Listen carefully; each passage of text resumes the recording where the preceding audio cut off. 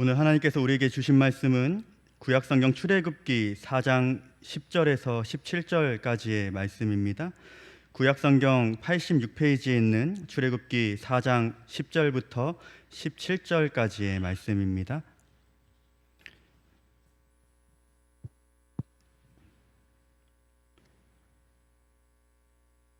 말씀을 함께 교독하도록 하겠습니다. 제가 먼저 읽겠습니다.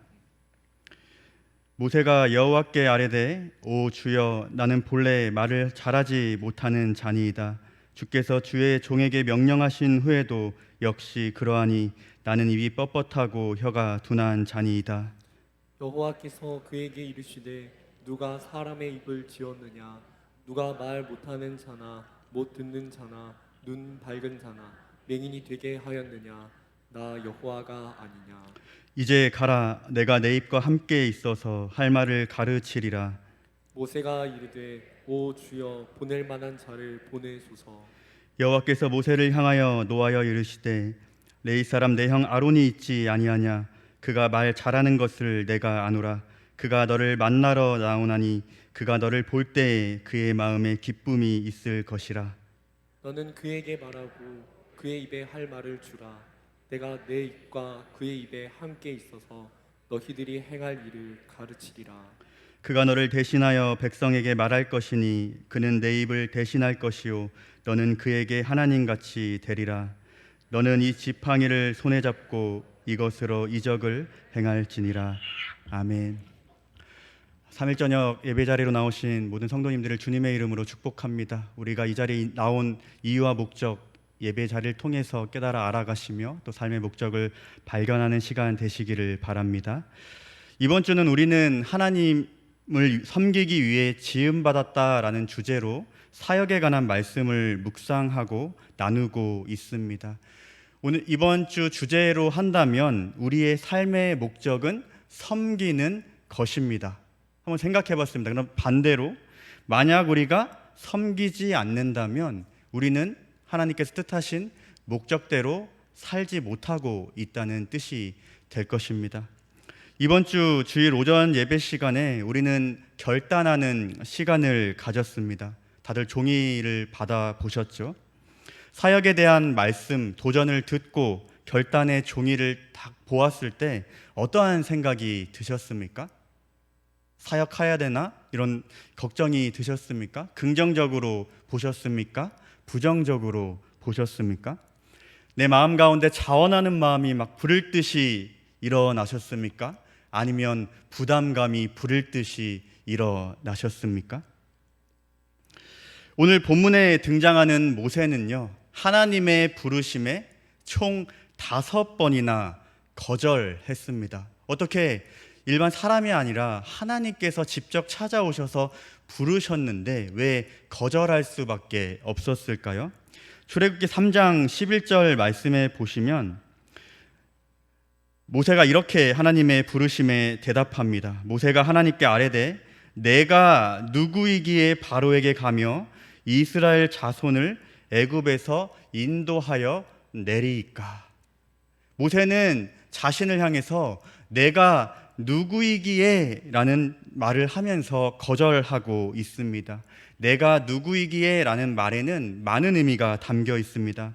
하나님, 만약에 하나님께서 40여 년 전에 제가 이집트 왕자 시절에 저를 부르셨다면 제가 이스라엘 백성들을 인도했을 수도 모르겠습니다. 그런데요, 지금 저는 나이가 80입니다.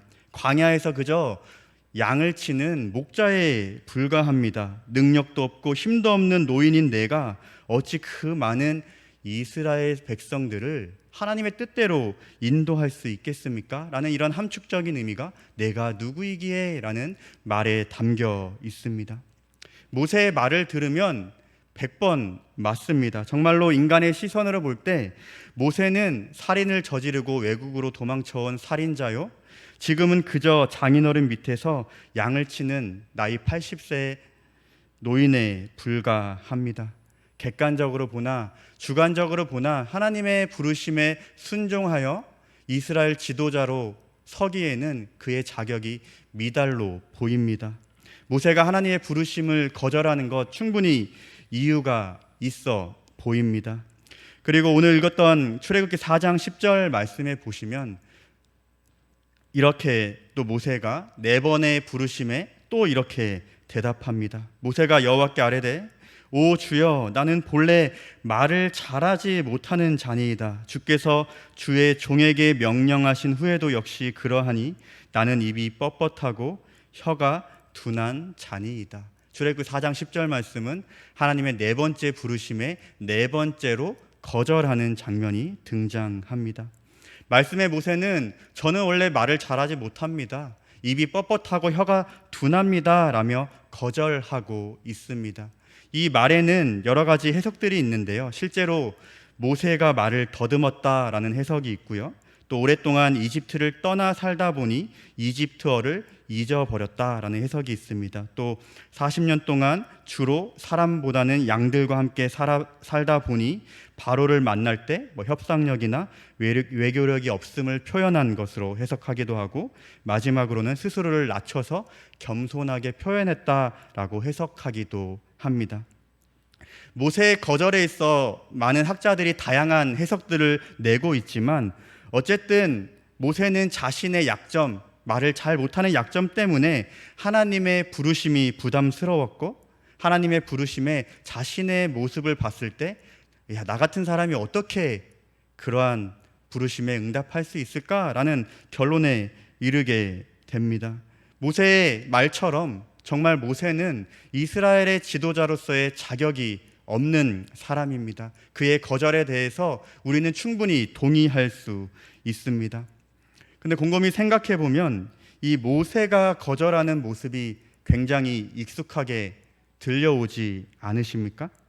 모세의 반응이 마치 사역을 함께 하자는 주위 성도님들의 대답을 들을 때 우리의 반응과 같지 않습니까? 함께 합시다 할 때 우리를 돌아보며 온갖 핑계를 대는 그러한 모습과 닮아 있지 않습니까? 연말이 가까워지면 모든 부서에서는 내년을 함께할 섬길 분들을 모집합니다. 내년 사역을 계획하면서 교역자나 부서장들이 함께 사역을 하도록 권면합니다. 한번 모든 성도님들께서 교역자나 부서장의 입장이 돼서 한번 생각을 해 보시기 바랍니다.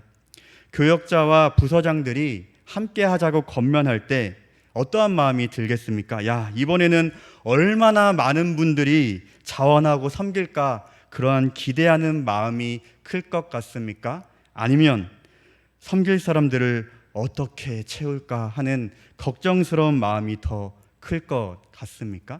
전자입니까? 후자입니까? 많은 분들이 이렇게 사역자로서의 자리를 권면하다 보면 이 가르치는 자리에 대해서, 섬기는 자리에 대해서 많이 부담스러워 하십니다. 거절하시는데 다 이유가 타당합니다. 이유를 들어보면 이러하십니다. 연세가 많이 드셔가지고 이제는 체력적으로 안 된다, 하고 싶어도 몸이 안 따른다 하시며 거절하십니다. 다음 세대의 교사분들 같은 경우에는 나이가 점점점 들다 보니까 아이들과 세대가 차이가 많이 나가지고 말이 안 통해서 제가 그만둘 때가 다가온 것 같다라고 거절하기도 합니다. 시간이 부족하다고 합니다. 학업 때문에, 진로 때문에, 아니면 직장 때문에 난 시간이 부족해서 하고 싶은데 못한다, 거절하기도 합니다. 어떤 분들은 타지로 가기 때문에 거절하기도 합니다. 그런데 이 거절하시는 분들의 공통점이 하나 있습니다. 가장 먼저 하는 것이 자신의 형편과 상황에 가장 먼저 초점을 맞춘다는 것입니다. 자신의 형편과 상황에 최우선순위를 두고 사역을 할지, 사역을 하지 말지 결정한다는 공통점을 갖고 있습니다. 마치 모세가 자신의 상황과 형편을 보면서 그래 나는 안 돼 라고 거절했던 것과 같은 그러한 모습을 보여줍니다.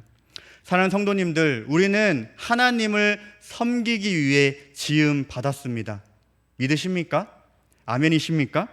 그렇다면 나의 형편과 상황을 뛰어넘어 하나님께서 맡기신 사명을, 이 사역을 우리는 어떻게 감당할 수 있을까요? 하나님께서 맡기신 이 사역을 감당하기 위해 오늘 세 가지를 한번 생각해 보기를 원합니다. 첫째입니다. 첫째, 순종은 역사의 시작입니다. 오늘 읽었던 출애굽기 4장 17절 말씀을 함께 같이 읽어보도록 하겠습니다. 시작. 너는 이 지팡이를 손에 잡고 이것으로 이적을 행할지니라. 아멘. 하나님은 이집트를 떠나는 모세에게 지팡이를 가져가라고 말씀하십니다. 하나님께서 부르시기 전에 이 지팡이는요, 그저 양을 칠 때 사용하던 그냥 마른 나무 토막에 불과했습니다. 그런데 부르심에 순종하여 나아갔던 그 모세의 손에 들려진 지팡이는 똑같은 지팡이였지만 뱀으로 변하기도 하고요, 나일강을 피로 바꾸는 도구로 바뀌기도 하고요, 홍해를 가를 때 사용하는 도구로 사용이 됩니다. 하나님은 마른 나무 토막에 불과한 이 지팡이를 통해 하나님이 누구신지를 세상에 드러내게 된다는 것입니다. 모세는 자신을 부르시는 하나님의 뜻을 전혀 이해하지 못했습니다. 그리하여 하나님의 5번의 부름을 모두 거절합니다. 그러나 하나님의 부름을 받고 난 뒤 그의 인생은 어떻게 되었습니까? 그의 40여 년간의 여정은 광야의 목자 모세를 이스라엘의 지도자 모세로 바꾸었습니다. 우리가 모세라는 사람의 이름을 들을 때 우리는 이스라엘의 지도자를 기억하게 하나님께서 만드셨습니다. 모세를 통해 이스라엘을 구원하는 그 역사에 쓰임받은 하나님의 사람, 믿음의 사람으로 그는 기억에 남게 되었습니다. 우리도 살다 보면 하나님이 전혀 이해가 되지 않고 동의가 되지 않을 때가 참 많이 있습니다. 그럴 때는 어떻게 해야 할까요? 머리로 이해하려 하지 말아야 합니다. 따지고 계산하고 할 필요가 없습니다. 고민하고 생각하고 따지고 이해하려는 것은 시간 낭비에 불과합니다. 이렇게 해야 됩니다. 지금은 하나님의 뜻을 감히 알 수는 없지만 나중에는 반드시 이걸 통해 하실 하나님의 역사하심이 있을 거야 라는 믿음으로 순종해야 된다는 것입니다. 하나님은 마른 지팡이와 같은 우리를 구원의 도구로 사용하실 수 있는 능력의 하나님임을 믿고 우리는 그저 순종의 걸음을 나아가야 한다는 것입니다. 제가 이전에 섬겼던 교회에서 함께 동역했던 교사 부부 선생님이 있습니다. 이 두 분은요, 교회를 등록하면서 동시에 교사로 섬긴 특이한 이력을 가진 분들입니다. 두 분은 여러 가지 문제로 인해 힘들어하던 시기에 전도를 받아 교회로 오게 되었고요, 섬기면 축복받는다는 말에 교사로 헌신하여 교회로 등록하면서 동시에 교사로 섬기게 되었습니다. 경제적인 어려움 때문에 아이들에게 줄 간식 때문에 고민을 할 정도로 어려운 시기를 겪기도 했습니다. 그러나 하나님께서 축복하신다는 그 말과 한 번 했으면 끝까지 해야 된다는 그 책임감을 갖고 아무것도 모르는 상태에서 계속해서 교사로 섬기게 됩니다. 아이들을 가르치기 위해 성경이라는 걸 처음 읽어보게 되고요, 아이들을 가르치기 위해 성경 공부를 시작하게 됩니다. 그렇게 시간이 흐르고 흘러가다 보니 영적으로 성장하고 성숙하게 됩니다. 시간이 흘러 가정의 문제, 경제적인 문제들이 해결되는 것을 보게 됩니다. 그리고 두 분의 헌신과 열정은 함께 섬기는 모든 교사들의 본이 되기도 했습니다. 그렇게 10년 이상 앞만 보고 달렸던 이 두 분은요, 2년 전에 맡고 있던 초등부 부장이 되어서 현재는 150명 이상의 아이들과 30명 이상의 교사를 섬기고 계십니다. 사랑하는 성도님들, 하나님께서는 지금도 우리를 사역의 자리로 초대하고 계십니다. 지금은 왜 나를 부르시는지, 나를 왜 이 자리로 인도하신지 이유는 모르지만 나중에 알 수 있습니다. 우리에게 필요한 건 뭡니까? 그저 순종하면 됩니다. 순종을 통해 사역의 자리에 거할 때 우리는 누구보다도 하나님을 깊이 경험할 수 있습니다. 섬기는 사역의 자리는 영적 성장과 성숙의 장이 됩니다. 또 사역의 자리는 함께 섬기는 사람들의 진정한 연합을 경험할 수 있습니다. 사역의 자리에서 우리는 믿음의 동역자를 얻을 수 있게 되고요, 사랑의 교제의 장을 하게 됩니다. 또 사역의 자리를 통해 우리가 원하지 않더라도 하나님께서 주시는 풍성한 축복도 누리게 됩니다. 그렇기에 우리는 사역의 자리로 부르심에 자발적으로 적극적으로 순종해야 합니다. 누군가 이 자리에 있는 성도님들을 향해 사역의 자리로 초청한다면 주저하거나 망설이시지 마시고 순종하시기를 주님의 이름으로 축원합니다. 둘째입니다. 하나님께서 맡기신 사역을 감당하기 위해 둘째로 사역은 내가 아니라 하나님께서 하신다는 것을 기억해야 합니다. 출애굽기 4장 11절과 12절 말씀입니다. 여호와께서 그에게 이르시되 누가 사람의 입을 지었느냐? 누가 말 못하는 자나 못 듣는 자나 눈 밝은 자나 맹인이 되게 하였느냐? 나 여호와가 아니냐? 12절입니다. 12절 말씀, 이제 가라. 내가 내 입과 함께 있어서 할 말을 가르치리라. 아멘. 모세는 스스로 말을 잘 못하고 입이 둔하고 뻣뻣하다고 해서 이스라엘 지도자로 자신은 적합하지 않다며 부르심에 거절했습니다. 모세가 생각할 때는 이스라엘 백성들을 인도하고 지도하기 위해서는, 구원하기 위해서는 자신이 큰 능력과 재능이 있어야 한다고 생각했기 때문입니다. 그러나 세상을 만드신 창조주 하나님께는 모세의 부족함이 전혀 문제가 되지 않습니다. 하나님은 모세가 스스로 부족하다고 생각하는 그 이상을 채워줄 수 있는 분이기 때문입니다. 우리도 모세처럼 부르심 앞에서 혹은 사역의 현장에서 부족하고 연약한 나의 모습을 보며 고민할 때가 참 많이 있습니다. 그러면서 나 너무 부족하다, 힘들다, 어렵다, 오래만 하고 그만해야지, 이러한 결심들을 얼마나 많이 하고 계십니까? 오늘 읽었던 말씀인 출애굽기 4장 10절 말씀은요, 제가 참 좋아하는 말씀입니다. 모세가 여호와께 아뢰되 오 주여, 나는 본래 말을 잘하지 못하는 자니이다. 주께서 주의 종에게 명령하신 후에도 역시 그러하니 나는 입이 뻣뻣하고 혀가 둔한 자니이다. 설교자로서 입이 뻣뻣하고 말을 잘 못하고 이런 것들 얼마나 치명적인 약점입니까? 제가 그렇다는 것입니다. 잘 못하고 앞에 서는 게 떨리고 두렵고 여러 가지 그런 부분들이 여전히 있습니다. 강도사에서 목사 안수를 받았다고 갑자기 막 말이 술술 나오면 좋을 텐데 여전히 저는 이 말하는 부분들에 있어서 어려움을 느끼고 있습니다. 그런데 저의 삶을 통해, 저의 사역들을 통해 깨달은 사실이 한 가지 있습니다. 제가 태어나서 약점을 갖고 있고 부족함을 갖고 있었다는 것은 아무 문제가 되지 않는다는 것입니다. 왜냐? 하나님께서는 첫 번째로 만들어 쓰시는 분이기 때문입니다. 하나님께서는 부르시면요, 그거에 맞게 만들어 가십니다. 시간이 흘러감에 따라서 뒤를 돌아보면 와, 내가 이렇게 어떻게 될 수 있었지? 하나님께서 만들어 가시더라고요.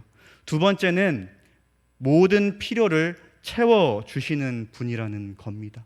부족하고 연약해도 이것들을 감당할 수 있는 것들을 매일매일 그 은혜를 공급해 주기 때문에 제가 이 자리에 서서 이렇게 말씀을 전할 수 있는 그런 은혜를 누리게 된 겁니다.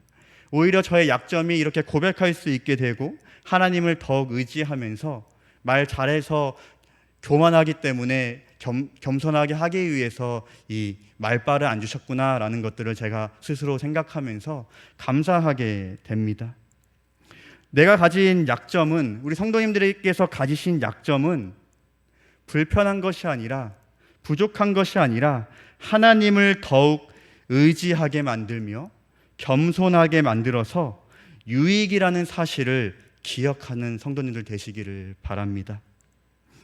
지난 5월에 제가 스포츠 기사를 찾아봤는데요, 세계적인 스포츠 브랜드 나이키가 우리나라 골프 기대주 손예빈 양과 스폰서 계약을 맺었다고 합니다. 지금 19살인데 데뷔와 동시에 3년간 나이키의 모든 제품을 지원해주며 지속적인 성장을 돕는다고 합니다. 그리고 이 손예빈 양이 최고의 기량을 발휘할 수 있도록 나이키에서 선수에게 필요한 부분을 체크하며 물신양면으로 지원해 준다고 합니다. 스폰서라는 것은 선수의 실력이 늘고 좋은 결과를 얻을 수 있도록 그 계약 기간 동안 최고의 대우를 해주며 돕는 것을 이야기합니다. 그래서 운동선수라면 누구나 이 스폰서가 생겨서 많은 지원과 보장들을 받으며 운동하고 싶어 합니다. 그런데요, 세상 기업과 비교할 수 없는 창조주 하나님께서 우리의 스폰서가 되어 주셨습니다. 계약 기간은 영원입니다. 영원히 우리의 필요를 채우시고 영원히 우리를 도와주실 것입니다. 하나님의 부르심에는요, 내가 너와 항상 함께 하겠다라는 하나님의 약속이 포함되어 있습니다. 하나님께서 나를 부르셨다는 것은 나와 언제나 함께 하신다는 약속이 포함되어 있기 때문에 사역을 감당할 수 있는 필요를 우리 항상 계시면서 채워주시고 물신양면으로 하나님께서 지원해 주시기로 우리에게 약속하셨습니다. 세상 기업의 스폰서 받으려고 열심히 노력하고 그것이 나의 목적이 되는 사람들이 있는데요, 그것과 비교할 수 없는 세상의 창조주 하나님께서 우리의 스폰서 되신다는 이 약속의 말씀이 우리에게 얼마나 큰 은혜인지요. 기업은 자신의 이익을 위해서 로고를 비치면서 자기의 브랜드 가치를 높이기 위해서 선수들에게 스폰서를 해줍니다. 그런데 하나님도 마찬가지입니다. 우리를 스폰서해 주실 때 하나님 자신도 유익을 얻고자 하십니다. 출애굽기 3장 12절 말씀입니다. 하나님이 이르시되 내가 반드시 너와 함께 있으리라. 내가 그 백성을 애굽에서 인도하여 낸 후에 너희가 이 산에서 하나님을 섬기리니 이것이 내가 너를 보낸 증거니라 말씀하십니다. 부름받은 내가 하나님께서 살아계시다는 증거가 되어 하나님께 영광을 돌리게 된다. 이걸 통해 하나님께서 유익을 얻으신다는 겁니다. 부름받은 내가 삶을 통해 하나님께서 세상 유일한 신, 진짜 신이라는 증거가 되어 하나님께 영광을 돌린다. 하나님께서는 그 유익을 우리를 통해 얻고자 하신다는 것입니다. 그렇기 때문에 하나님은 부르시고 그냥 놔두시는 게 아니고 내가 잘되고 내가 잘하고 내가 하나님의 영광을 살 수 있도록 끊임없이 지원해 주시고 축복해 주시고 투자해 주신다는 겁니다. 왜? 하나님의 유익을 위해서 말입니다. 그리하여 모든 하나님의 사람은 이러한 고백을 합니다. 모든 것이 하나님의 은혜입니다. 모두 다 하나님께서 하셨습니다. 나는 능력이 없고 부족하지만 하나님께서 나의 스폰서 돼 주셔서 나의 능력 이상으로 내가 할 수 있게 하시고 나의 부족함을 뛰어넘어 내가 이걸 감당할 수 있는 모든 것들, 나의 인생의 모든 것들을 하나님께서 하셨습니다 라는 공통적인 고백이 나오게 됩니다. 사랑하는 성도님들, 이 고백이 이 자리에 계신 모든 성도님들의 고백이 되기를 예수님의 이름으로 축복드립니다. 하나님께서 맡기신 사역을 감당하기 위해 셋째로, 사역은 내가 아니라 우리가 함께 하는 것임을 기억해야 합니다. 출애굽기 4장 14절과 15절의 말씀입니다. 여호와께서 모세를 향하여 노하여 이르시되 레위 사람 내 형 아론이 있지 아니하냐? 그가 말 잘하는 것을 내가 아노라. 그가 너를 만나러 나오나니 그가 너를 볼 때에 그의 마음에 기쁨이 있을 것이라. 너는 그에게 말하고 그의 입에 할 말을 주라. 내가 내 입과 그의 입에 함께 있어서 너희들이 행할 일을 가르치리라. 아멘. 14절 중반절 말씀에 보시면요, 그가 너를 만나러 나오나니 라는 말이 등장합니다. 이 말을 NIV 성경에서는 아론이 모세를 만나기 위하여 이미 여행 중에 있다, 이렇게 번역하고 있습니다. 모세는 자신이 말을 잘 못하기 때문에 하나님의 부르심을 거절했는데요, 하나님은 이미 말 잘하는 동역자 아론을 준비시키시고 보내시고 계신다는 것입니다. 모세에게는 말하는 것이 굉장히 부담스럽고 약점이었지만 오히려 형 아론에게는 말을 하는 것이 장점이 되어 있었기 때문에 둘이 합치면 말을 잘하는 사람이 되게 되는 것입니다. 이와 같이 하나님께서는 우리가 하나님의 일을 할 때 혼자 감당하게 하지 않으시고 언제나 함께 하도록 하십니다. 하나님께서는 우리가 하나님의 일을 잘 감당할 수 있도록 우리 옆에 동역자를 이미 준비시켜 주셨습니다. 인간은 아무리 뛰어난 사람이라도 혼자서는 하나님의 일을 절대 감당할 수 없습니다. 왜냐? 아무리 뛰어난 사람이라도 무엇인가 약점, 부족한 점이 있기 때문입니다. 위대한 사도 바울 역시도 바나바, 실라, 디모데 수많은 사람들이 그의 동역자로 서 있는 것을 우리가 잘 알지 않습니까? 그래서 옆에 보시면 하나님께서는 하나님의 일을 감당할 수 있도록 옆에 계신 성도님들을 동역자로 붙여주셨습니다. 아멘이십니까? 우리가 함께 협력할 때 서로의 부족하고 연약함을 보완할 수 있습니다.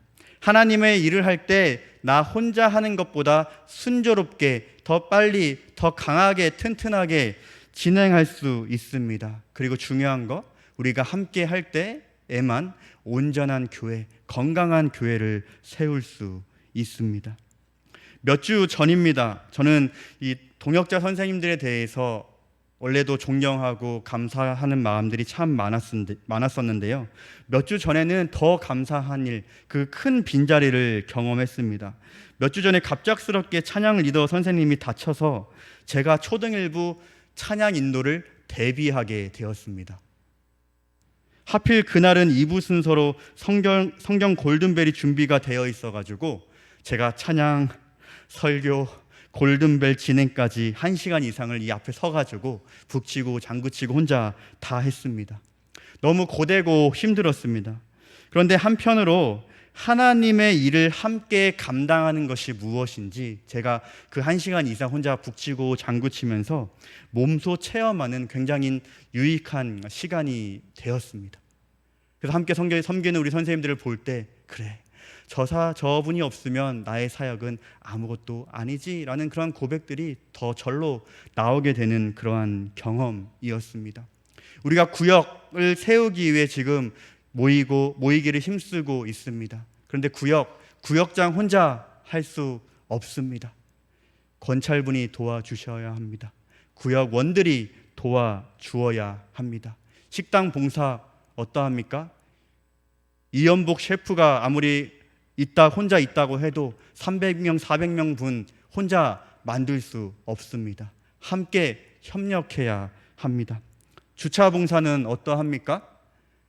베테랑 교통경찰이 와서 혼자 지도할 수 있겠습니까? 서로 수신호를 하면서 오고 가는 것들을 봐줘야, 함께 해야 그것들이 가능합니다. 성가대는 어떠합니까? 세계적인 소프라노 조수미 씨가 혼자 서 있다고 해보십시오. 그건 성가대가 아닙니다. 독창은 가능할지 모르나 함께 하모니를 이룰 때 그것이 진정한 성가대입니다. 찬양팀은 어떠합니까? 가왕 조용필 씨가 와가지고 찬양 인도를 혼자 한다고 찬양팀이 가능합니까? 함께 섬기는 싱어들, 신디, 드럼, 안 보이는 곳에서 자막으로 음향으로 섬기는 분들이 있는 것이 함께 해야 찬양팀이 온전히 서 있는 것입니다. 지난 주일 본문입니다. 베드로전서 4장 10절 말씀입니다. 함께 읽어볼까요? 각각 은사를 받은 대로 하나님의 여러 가지 은혜를 맡은 선한 청지기 같이 서로 봉사하라. 하나님께서 우리에게 각각 은사를 주셨는데 은사를 주신 이유가 뭡니까? 서로를 섬기기 위해서 주셨다 말씀합니다.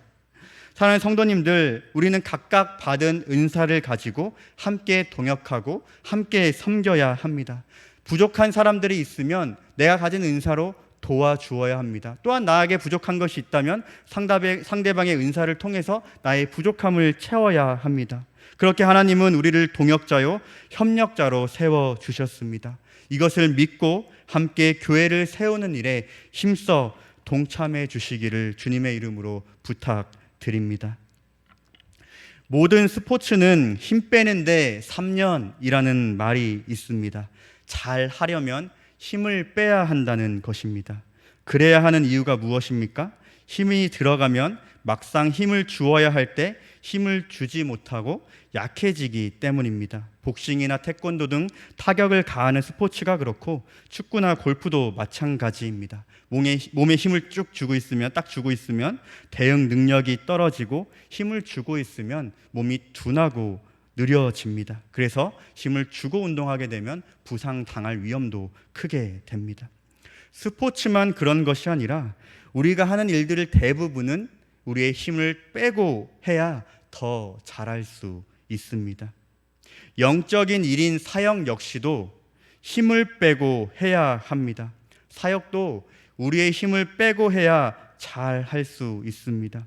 사역을 할 때 힘을 빼야 겸손하게 할 수 있습니다. 사역을 할 때 힘을 빼야 감사로 할 수 있고요. 사역을 할 때 내 힘을 빼고 해야 오래 할 수 있습니다. 그래서 방금 읽었던 말씀 뒤에 보면요, 베드로전서 4장 11절 상반절 말씀에 보면 만일 누가 말하려면 하나님의 말씀을 하는 것 같이 하고 누가 봉사하려면 하나님이 공급하시는 힘으로 하는 것 같이 하라 말씀합니다. 나의 힘은 빼고 하나님의 힘으로 우리의 사명을 감당해야 한다는 것입니다. 나의 힘으로 이 사역들을 감당할 때 결국 탈이 날 수밖에 없습니다. 내 힘으로 사역하다 보면 교만할 수밖에 없고요. 내 힘으로 사역하다 보면 불평하고 불만이 나올 수밖에 없습니다. 내 힘으로 사역하려고 하면 쉽게 지쳐 오래만 하고 또 그만둬야지 이 마음이 계속해서 들 수밖에 없는 것입니다. 다 하려 들지 말라라는 최영삼 목사님의 그 베드로전서 강해 설교에 있는 글로 설교를 마무리하려고 합니다. 제가 한번 읽어드리겠습니다. 영적으로도 함정이 있다. 처음에는 말씀대로 한다. 받은 은사대로 한다. 내가 할 일과 하나님께서 하실 일, 형제들이 할 일들이 무엇인지 정확히 알고 있다. 그래서 성과가 나고 일이 잘 되고 열매가 맺어지면 내가 다 하려 든다. 내 은사를 넘어서서 하려 들고 형제의 일들을 대신하려 하고 나중에는 하나님께서 하실 일까지 내가 대신하려 한다. 그 선을 넘을 때 그 일은 영적인 일이 아니라 내 욕심에 따른 일이 된다. 하나님의 역사는 줄어들고 사람의 생각이 커진다. 중약입니다. 연합이 없다. 내가 못하는 것을 해주는 형제에 대한 경의와 사랑이 적다. 내게 은사를 주신 하나님을 신뢰함이 적다. 내가 거대한 하나님의 계획의 일부라는 절제와 책임감이 없다. 하나님의 도시의 구석구석을 쓸다가는 작은 청소보라도 그것이 얼마나 영광된 만족인지 모르며 살아간다. 형제들의 박수와 사랑이 간절하다. 함께 같이 읽어볼까요? 시작. 다 하려 들지 말라. 그것을 맡은 잘못하는 형제가 잘하도록 돕자. 내가 다 가르치고 내가 다 목양하려 들지 말자. 서로 가르치고 서로 목양하는 기쁨을 누리자. 전체가 살아나기 위해 새롭고 헌신된 부분이 되자. 연합하자. 우리는 한 몸이다. 아멘. 사랑하는 성도님들, 하나님의 일은 내가 하는 것이 아니라 하나님께서 하신다는 것을 기억하시길 바랍니다. 하나님의 일은 나 혼자만 하는 것이 아니라 우리가 함께 하는 것임을 기억하시길 바랍니다. 이번 한 주간 계속해서 사역에 대한 말씀을 읽고 묵상하며 말씀을 들을 것입니다. 매일매일 묵상하며 결단하고 실천에 이르시기를 바랍니다. 내가 할 수 있는 일이 무엇인지, 또한 나를 필요로 하는 일들이 무엇인지, 내가 도울 곳은 어디에 있는지를 생각하며 결단하고 실천에 이르시기를 주님의 이름으로 축복합니다.